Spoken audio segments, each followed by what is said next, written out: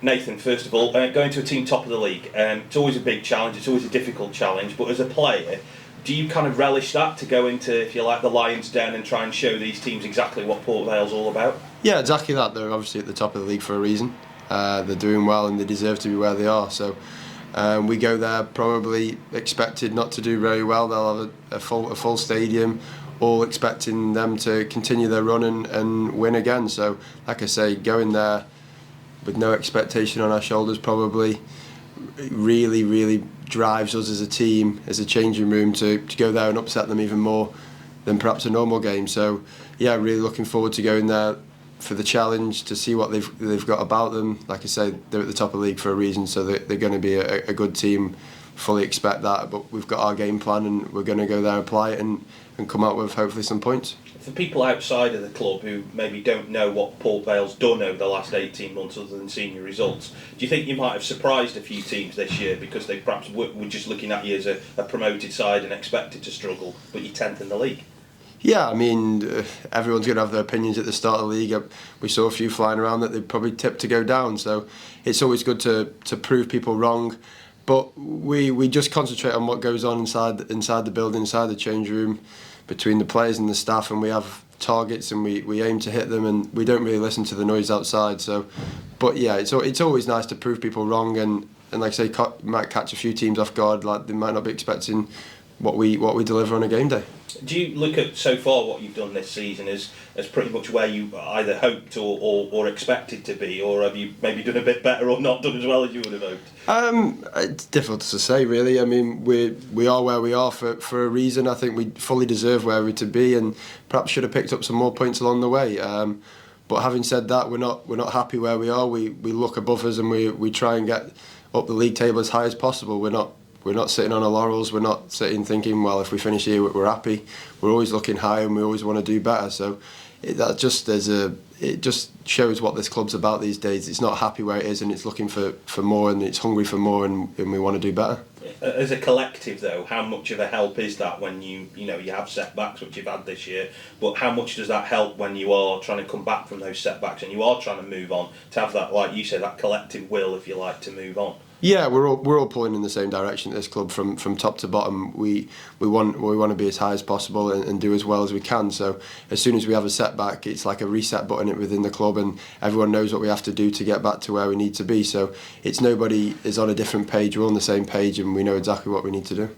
How do you look at the sequence of games, if you like? I know the manager will only ever look at the next one, and I know he says that a lot, but from your point of view, there's a real clump, if you like, of games that against sides that have all got something to fight for and have all got their eyes pointing in different directions for cup and league as well. So is there a sense that maybe you could take advantage of that, and you might come across some teams that have got their attention split in lots of different ways?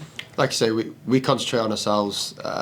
We go out there and deliver the performance that we want to deliver, and if other teams perhaps aren't performing to their best, we'll take advantage of that, and we're happy to do so. But we're going into games thinking everyone's going to be 100%. They're going to deliver the best version of themselves, and we don't plan for anything different. So, like I say, if they don't play as well and perhaps their concentration's elsewhere, positive for us, but it doesn't change anything for our planning going into the game. How pleased have you been with your own form so far this year? And I won't say adapting to a league, but going back into a league that you already knew.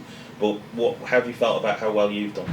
Yeah, I've enjoyed the challenge, and I am enjoying learning and adapting to the game. As like I say, there's different things we have to do in this league, and it's against different opposition. So I'm really enjoying the challenge, and like I say, I'm always striving to do better. I'd like to keep more clean sheets as a defender. That's always a target of mine that I don't think we're quite hitting at this point. So, like I say, there's definitely room for improvement, and we're striving to do that. You were the younger head, if you like, the last time you were here. Now you're the more experienced head.